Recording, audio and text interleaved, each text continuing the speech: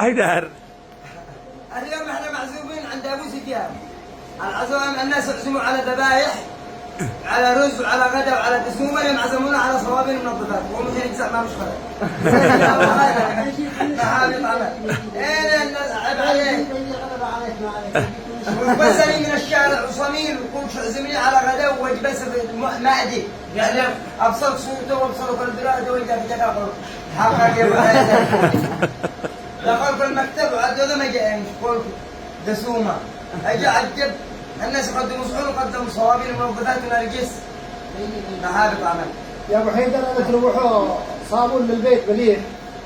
انا جاي اوعى يا ابو سفيان. انت غير الصابون هذا. شنو بالصابون؟ انت داري يعني الظاهر طلع الوجبه، طلع الوجبه حق ام حيدر صابون نرجس. بس انا اشتي اجربه للجمهور. ام حيدر. قريب. هذا الماء.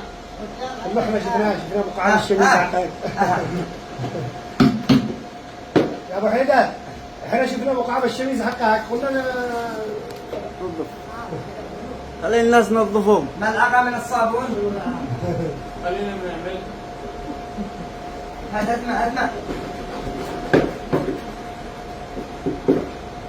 اقول لك هات.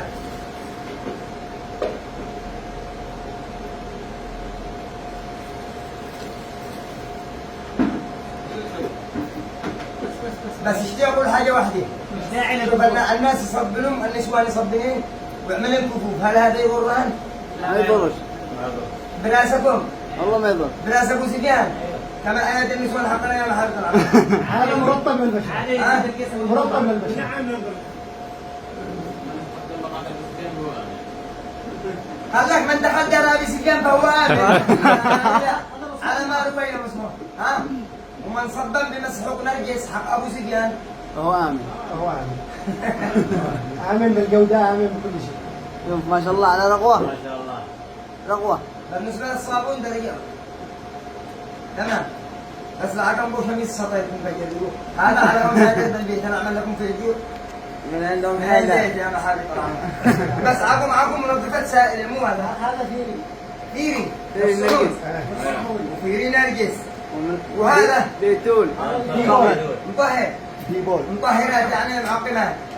زيتون نرجس. ديبول. مو؟ وهذا معطر ملابس. وهذا معطر ملابس. نعم.